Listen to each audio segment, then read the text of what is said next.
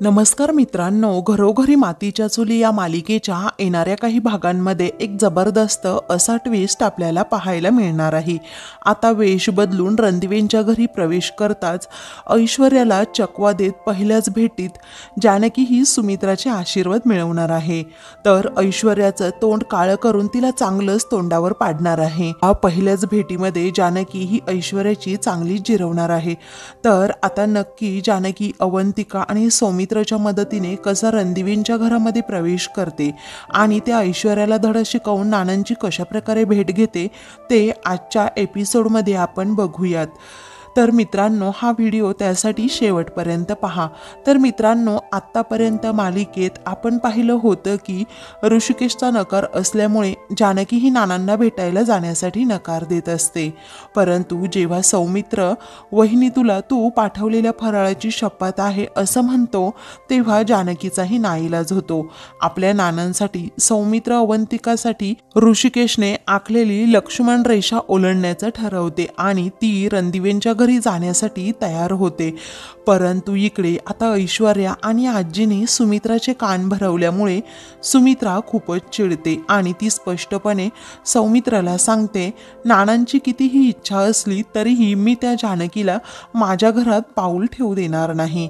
जानकी कदापि या घरात येणार नाही आणि हा माझा अंतिम निर्णय आहे। म्हणूनच सुमित्रा चिडूनच निघून गेलेली असते। तर आता सौमित्रा आणि जानकीचा जो प्लॅन ठरलेला असतो की उद्या जेव्हा ऋषिकेश हा कामानिमित्त बाहेर जाईल तेव्हा जानकी ही नानांना भेटण्यासाठी रणदिवेंच्या घरी येणार असते, परंतु दुसऱ्या दिवशी सकाळी सौमित्र जानकीला फोन करतो की वहिनी, एक खूप मोठा प्रॉब्लेम झाला आहे। त्या ऐश्वर्या आणि आजीने आईचे कान भरले, कारण त्यांना तू येणार असल्याची चाहूल लागली, त्यामुळे नानांना भेटणं आता खूप अवघड आहे, कारण आई आणि ती ऐश्वर्या दारात तलवार घेऊनच उभ्या असतील उद्या, मग काय करायचं। तेव्हा जानकीला देखील आता धक्का बसतो। ती विचारते, सौमित्र भाऊजी, मग आता करायचं तरी कसं, नानांची भेट तरी कशी होणार, कारण आपल्याकडे आजचा एकच दिवस आहे। त्यावर आता सौमित्र आणि जानकी विचार करतात। तेवढ्यात सौमित्रच्या डोक्यामध्ये एक कल्पना येते। तो म्हणतो, वहिनी, मी जसं सांगेल ना तसंच तू कर, आणि तो सर्व काही प्लॅन जानकीला सांगतो। काही वेळानंतर सौमित्र बाहेर जातो। इकडे नाना मात्र जानकीची खूप आतुरतेने वाट पाहत बसलेले असतात। त्यांना खात्री असते की माझी जानकी नक्कीच आज मला भेटण्यासाठी येणार, कारण सकाळपासूनच त्यांना तसे संकेत मिळत असतात आणि त्यामुळेच नाना खूप खुश असतात। काही वेळानंतर घराची बेल वाजते। सुमित्रा ही दरवाजा उघडते तर समोर सौमित्र आणि त्याच्यासोबत एक केस मोकळे सोडलेली, डोळ्याला चष्मा लावलेली आणि पंजाबी ड्रेस घातलेली अगदी सोज्वळ अशी मुलगी उभी असते। तेव्हा सौमित्रासोबत ही मुलगी कोण म्हणून सुमित्रा तिला बोटाच्या नखापासून केसापर्यंत अगदी निरखून पाहू लागते आणि सौमित्राला विचारते की अरे, ही कोण आहे। त्यावर सौमित्र म्हणतो, अगाई, ही ना माझी मैत्रीण आहे आणि आता ती माझी एक क्लायंट सुद्धा आहे, कारण तिच्या काही समस्या आहे आणि तेच डिस्कस करण्यासाठी आणि मला भेटण्यासाठी इथे आपल्या घरीही आली आहे। कसं आहे ना, आजकाल मला ऑफिसला जाण्यासाठी सुद्धा जमत नाही, म्हणून मी स्वतः तिला घरी बोलवून घेतलं। तेव्हा सुमित्रा म्हणते की ठीक आहे बाळा। आता एक बाजी तर सौमित्रा आणि जानकीने जिंकलेली असते, कारण सुमित्रा ही जानकीला ओळखूच शकलेली नसते आणि ती दुसरी तिसरी मुलगी नसून सौमित्राच्या मैत्रिणीच्या वेशात जानकीच असते। तेव्हा सुमित्रा म्हणते, अरे, मग तिला असं बाहेर का उभं केलं, असं म्हणून सुमित्रा स्वतः जानकीला आतमध्ये येण्यासाठी सांगते। तेव्हाच आता मित्रांनो, खूप मोठा असा चमत्कार झालेला असतो। बाहेर ओट्यावरच काही कुंकू सांडलेलं असतं आणि त्यावर जानकीचे पाय पडतात आणि रणदिवे यांच्या घरामध्ये पुन्हा एकदा जानकीच्या लक्ष्मीची पावलं उमटलेली असतात। ते पाहून तर सौमित्राला खूप आनंद होतो, मात्र सुमित्राला धक्का बसतो। ती म्हणते, अरे वा, तू तर अगदी लक्ष्मीच्या पावलांनी आमच्या घरात आलीस. नाव काय म्हणायचं बरं तुझं? त्यावर सौमित्र सांगतो की अगं आई, तिचं नाव कलावती जहागीरदार आहे. तेव्हा आता जानकी लगेच सुमित्राच्या पाया पडते. तर सुमित्रा खुश होत तिच्या डोक्यावर हात ठेवत आशीर्वाद देते. परंतु तेव्हा सुमित्रा जानकीच्या डोक्यावर हात ठेवते ना, तेव्हा तिला तो स्पर्श जरा ओळखीचा वाटतो आणि ती पुन्हा हळू जानकीकडे पाहू लागते आणि पुन्हा म्हणते, अरे सौमित्र, मला असं वाटतंय की मी यांना या अगोदर कुठेतरी पाहिले आहे. आणि ते ऐकून जानकी सौमित्र खूपच घाबरतात. तर सौमित्र आता बाजू सावरत म्हणतो, अगं आई, एकसारखे अनेक चेहरे सुद्धा असू शकतात ना. आणि तुला माहिती आहे का, आम्ही एकाच कॉलेजमध्ये होतो. ही ना कलावती खूप हुशार आहे. मी वकिलीसाठी गेलो, परंतु हिने कोर्स केला तो नर्सचा आणि तिला चांगल्या प्रकारे मॉलिशसुद्धा करता येते. म्हणून म्हटलं की कलावती जर आपल्या घरी आली तर 2 कामे होतील, तिचंही काम होईल आणि आपलंही. त्यावर सुमित्रा विचारते, कसलं रे काम सौमित्र? तेव्हा तो म्हणतो, अगं आई, असं काय करतेस? नानांना सध्या हातापायांची मॉलिश करणं खूप गरजेचं आहे ना. त्यामुळे नाना चालू शकतात आणि हळूहळू बोलू सुद्धा शकतात. ही कलावती एक फिजिओथेरपिस्ट आहे आणि म्हणूनच मी तिला नानांची सेवा करण्यासाठी इथे घेऊन आलो आहे. आणि ते ऐकून सुमित्रा खूपच खुश होत विचारते, अरे हो का? तुझी ही मैत्रीण तर खूपच सुंदर, सोज्वळ आणि हुशार सुद्धा आहे आणि त्याचबरोबर प्रेमळ स्वभावाची सुद्धा दिसते. तेव्हा आता सुमित्राचा आशीर्वाद मिळाल्यामुळे जानकीचा आनंद गगनात मावेनासा होतो. ती डोळे भरून आपल्या घराकडे पाहू लागते. तेव्हा सौमित्र विचारतो, आई, मी कलावतीला नानांच्या रूममध्ये घेऊन जातो. तर सुमित्रा म्हणते, हो ठीक आहे बाळा. आणि त्याच वेळेला आता आजी आणि ऐश्वर्या बाहेर येतात आणि कलावतीला समोर पाहून विचारतात की आता ही कोण आणि कुणाला विचारून तू आलीस, असं म्हणून ऐश्वर्या जानकीवर भडकते. तेव्हा ते ऐकून सुमित्रा ऐश्वर्यावर ओरडते आणि म्हणते की आपल्या ती घरची पाहुणी आहे, सौमित्रची मैत्रीण आणि नानांची ट्रीटमेंट करण्यासाठी ती आपल्या घरी आली आहे, असं काही ऐश्वर्याला ती सांगते. ऐश्वर्या, आपल्या घरी आलेल्या पाहुण्यांचं अशी वागण्याची पद्धत नाहीये, समजलं? रणदिवे यांची पद्धत तुला माहीत नाहीये का? तू नुसती तुसटपणे वागतेस, बोलतेस. रणदिवेंच्या घरची परंपरा जपायला जरा शिक, असं म्हणून सुमित्रा चांगलीच ऐश्वर्यावर ओरडते. तेव्हा ऐश्वर्या म्हणते, तसं नाही हो आई, परंतु आजकाल कुणीही घरात घुसतं ना, म्हणूनच मी ओरडले, काळजीपोटी, बाकी काही नाही. त्यावर सौमित्र म्हणतो, असं कसं कुणीही घरात घुसेल? ती माझी मैत्रीण आहे आणि मी तिला घरी घेऊन आलो कारण हे घर तुझ्या अगोदर माझं आहे ना, म्हणून. सौमित्र ऐश्वर्याचा चांगलाच माज उतरवतो. तर ऐश्वर्या बारीक नजरेने जानकीकडे पाहू लागते. तर जानकी आता मुद्दा म्हणूनच कपाळावर केस घेते आणि तिच्या बोलण्याची पद्धत सुद्धा ती बदलते. त्यामुळे ऐश्वर्याला देखील आता जानकीला ओळखता येत नाही. आता ऐश्वर्याच्या डोळ्यात देखील जानकीने चांगल्या प्रकारे धूळ फेकलेली असते. जानकीला ऐश्वर्याचा चेहरा समोर येताच जानकीचा राग अनावर होत असतो. तिला सगळं काही पूर्वीचं आठवतं आणि आता जानकीला ऐश्वर्याची खूप चीड येत असते. त्यानंतर ती मोठ्या तोऱ्यातच बाहेर जाण्यासाठी निघालेली असते. तर कलावती बनून आलेली जानकी मुद्दामच ऐश्वर्याला जाऊन धडकते आणि तिच्या पायात पाय घालते आणि चांगलीच ती ऐश्वर्याला तोंडावर आपटवते. ऐश्वर्या खाली कोसळते आणि घरात येताच ऐश्वर्याचं तोंड जानकीने चांगलंच काळं केलेलं असतं. तेव्हा ऐश्वर्या आता भडकते. तर जानकी लगेच, सॉरी मॅडम, चुकून धक्का लागला, माफ करा, असं म्हणून तोंडावर ओढणी घेते. आता सुमित्रासमोर असल्यामुळे ऐश्वर्याचा नाईलाज होतो. ती म्हणते, ठीक आहे. तेव्हा सौमित्र जानकीला नानांच्या रूममध्ये घेऊन जाण्यासाठी निघतो. तेव्हा सौमित्र पटकन जानकीला आतमध्ये पाठवतो आणि तो नानांना उठवत सांगतो की नाना बघा, समोर कोण आलं आहे.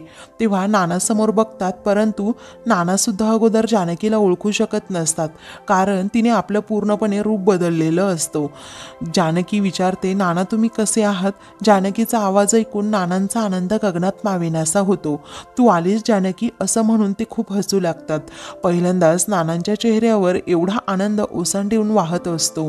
ते डोळे भरून जानकीकडे पाहू लागतात. सौमित्र म्हणतो, जानकी वहिनी तू आतमध्ये थांब, मी बाहेर थांबतो. त्या ऐश्वर्यावर वॉच ठेवतो कारण तिला कधीही संशय येऊ शकतो आपला प्लॅन सगळा फेल होऊ शकतो. तेव्हा जानकी म्हणते, हो ठीक आहे. तेव्हा सौमित्र लगेच बाहेर जातो. जानकी लगेच नानांचा आशीर्वाद घेते आणि विचारपूस करत असते. तर नाना सांगतात, मी ठीक आहे, आणि जानकीची माफी मागू लागतात. जानकी म्हणते, नाना तुम्ही माफी मागू नका. मला माहीत आहे जे काही घडलं त्यात तुमचा काहीच दोष नाहीये, कारण तुमचे हात दगडाखाली आहेत. या सर्वांना कारणीभूत ती ऐश्वर्या आहे, हो ना? आणि तुम्हालाच तिने धमकवले ना? त्यावर नाना रडतच होकार देतात. जानकी म्हणते, नाना तुम्ही काळजी करू नका, लवकरच मी त्या ऐश्वर्याचा पर्दाफाश करणार आहे. अजिबात घाबरू नका, आमची काळजी सुद्धा करू नका, आम्ही सर्वजण ठीक आहोत. परंतु नाना तुम्ही मला भेटण्यासाठी का बोलवलं? काही काम होतं का? तेव्हा नाना खानाखुना करून जानकीला जे रहस्य दडलेलं असतं त्याबद्दल सांगू लागतात की नानांनी देवघरामध्ये एक कागद ठेवलेला आहे, त्यावर काहीतरी कोडे आणि एक नकाशा आहे, म्हणून नाना गोल गोल करून जानकीला दाखवत असतात. तेव्हा हुशार जानकी अगदी बरोबर ओळखते की गोल नकाशा आणि त्या नकाशातील काही खानाखुना असतात. त्या कोड सोडून आता ओळखायच्या असतात आणि तिथपर्यंत आता जानकीला पोहोचायचं असतं, कारण रणदिवेंचं गुप्तधन असतं. आता ते धन मिळताच जानकी आणि ऋषिकेश करोडपती होणार असतात. ते गुप्तधन आणि रहस्य फक्त जानकीलाच कळावं ही नानांची तीव्र इच्छा असते, कारण जर इतर कोणी किंवा कपटी ऐश्वर्याच्या हाती वगैरे लागलं तर काही खरं नाही, हे नानांना चांगलंच माहीत असतं. आणि ते गुप्तधन माझ्या जानकी ऋषिकेशच्या हाती लागलं तर ते स्वतःचा नाही तर सर्वांचा विचार करतील, गावचा विकास करतील आणि रणदिवेंचं नाव मोठं करतील, कारण ते दोघेही स्वार्थी नाही असं म्हणून नाना योग्य त्या वेळेची वाट पाहत असतात. आणि त्यासाठी नानांनी निवडलेली योग्य व्यक्ती असते ती म्हणजे जानकी. जानकीवरच नानांचा खूप विश्वास असतो की जानकी त्या धनापर्यंत पोहोचू शकेल, त्या नकाशातील खानाखुना सोडवू शकेल, याची 100% खात्री नानांना असते. आणि त्याच गुप्तधनाचा जो काही पूर्ण नकाशा असतो तो नानांनी जानकीला दाखवलेला असतो. जानकीला एक देवघर दिलेलं असतं, त्या देवघरातील ड्रॉवरमध्ये तो ठेवलेला असतो आणि त्याबद्दलच आता नाना जानकीला खानाखुना करून सांगण्याचा खूप प्रयत्न करत असतात. तेव्हा जानकीला देखील आता खूप मोठ्या सत्याचा उलगडा होणार असतो. ज्या ऐश्वर्याने जानकीला फक्त घातलेल्या कपड्यांवर घराबाहेर हाकलवून दिलेलं असतं तीच जानकी आणि ऋषिकेश आता करोडोंचे मालक होणार असतात. आणि ऐश्वर्याची पळताभुई थोडी होऊन घमंडी अहंकारी ऐश्वर्या आता लवकरच भिकेला लागण्याच्या मार्गावर असते. परंतु नानांना नीट बोलता येत नसतं, त्यांच्या तोंडातून शब्दांचा उच्चार व्यवस्थित होत नसतो. नानांनी केलेल्या खानाखुनांचा 50% जानकीला उलगडा होतो, परंतु काही गोष्टी जानकीला सुद्धा समजत नसतात. ती सर्व काही आपल्या नजरेत कॅप्चर करून घेते की नानांना नक्की काय म्हणायचंय असा प्रयत्न ती करत असते. त्याचवेळी ऐश्वर्या नानांच्या रूमकडे येऊ लागते. ते पाहून सौमित्रला मोठा धक्का बसतो. आता तो जानकीला सावध करतो. ऐश्वर्या येत आहे असं सांगतो. तेव्हा जानकी नानांना म्हणते की मी नक्कीच तुमच्या सांगण्याचा विचार करेन, तुम्हाला नक्की काय म्हणायचं आहे थोडं तरी मला कळाले आहे. तू सगळं काही आता मी उलगडण्याचा प्रयत्न करणारच आहे. ती नागिन ऐश्वर्या इकडे येत आहे, त्यामुळे तुम्ही शांत व्हा असं म्हणून ती नानांच्या डोळ्यातील पाणी पुसते आणि मुद्दामच नानांचे तेल लावून मॉलिश करण्याचा प्रयत्न करते. नानांवर ट्रीटमेंट करण्याचं नाटक करू लागते. ऐश्वर्याला थोडा संशय आलेला असतो, म्हणूनच ती नानांच्या रूममध्ये येते. आणि काय ग अजून किती वेळ लावणार आहेस कलावती? नानांच्या रूममध्ये जास्त वेळ थांबण्यासाठी कुणाला अलाउड नाही, बस झालं तुझी ही ट्रीटमेंट असं म्हणून ती जानकीला जायला सांगते. मग आता जानकीचा नाईलाज होतो. नानांना पाहून तिचे डोळे पाणवलेले असतात. काही कागदांवर नानांनी केलेले इशारे खानाखुना करून ती ड्रॉ करून घेते. त्या शब्दांचा अर्थ काढण्याचा जानकी प्रयत्न करत असते. लगेच तो कागद जानकी लपवून ठेवते आणि आपली बॅग घेऊन पुन्हा नानांचे आशीर्वाद घेते. तेथून घराबाहेर पडते. जानकी इशारा करून नानांना काळजी घ्या म्हणून सांगते. तर आता मित्रांनो, खरंच जानकीच्या येण्याने नानांच्या तब्येतीमध्ये खूप मोठा बदल झालेला असतो. नाना चांगल्या प्रकारे रिकवर होऊ लागतात, कारण त्यांनी आपलं मन जानकीसमोर व्यक्त केलेलं असतं. नानांच्या डोक्यावरील खूप मोठं ओझं कमी झालेलं असतं. तो बदल पाहून सुमित्रा कलावतीवर खुश होते आणि बाळा तू जेवण करून जा, मध्ये मध्ये आमच्या घरी येत जा म्हणून सुमित्रा जानकीचं कौतुक करते. तिला थांबण्यासाठी आग्रह करते, परंतु जानकी विचार करते, मला जर घरी जाण्याच्या अगोदर ऋषिकेश आले तर मी घरात नसले तर ऋषिकेशला काय उत्तर देऊ. ओवी एकटीच घरात असल्याची काळजी सुद्धा तिला लागलेली असते. आज खूप घाई आहे असं म्हणून सौमित्र व सुमित्राचा निरोप घेऊन आता ती निघते. तर सौमित्र हा कलावती म्हणजे जानकीला सोडवण्यासाठी गाडी काढतो आणि आपलं मिशन सक्सेसफुल झालं म्हणून अवंतिका, सौमित्र, जानकी खूप खुश होतात. आता सौमित्र जानकीला विचारतो की नाना काय म्हणाले आणि त्यांना एवढं महत्त्वाचं काय बोलायचं होतं तुझ्याशी. जानकी म्हणते, सौमित्र भाऊजी खरं सांगू का, नानांनी मला इशारा करून जे काही सांगितलं त्यातल्या फक्त 50% गोष्टी मला समजल्या. काही गोष्टींचा उलगडा अजून मला झाला नाही.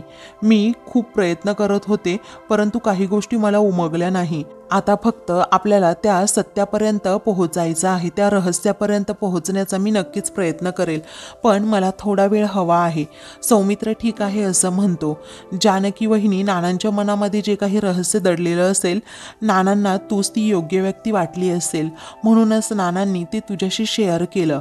फक्त तुझ्याशी त्यांना बोलावंसं वाटलं. तिचं कौतुक करत म्हणतो, वहिनी तू आल्यामुळे घराला घरपण आलं. तेव्हा जानकी म्हणते, आपल्या घरात पाऊल ठेवून मलाही खूपच छान वाटलं आणि त्या घरातून बाहेर जाऊ नये असंच मला वाटत होतं, परंतु काय करायचं, माझाही नाईलाज आहे. सौमित्र आता तिला शब्द देतो की वहिनी तू काळजी करू नको, ऐश्वर्याला धक्के मारून आपण घराबाहेर काढू.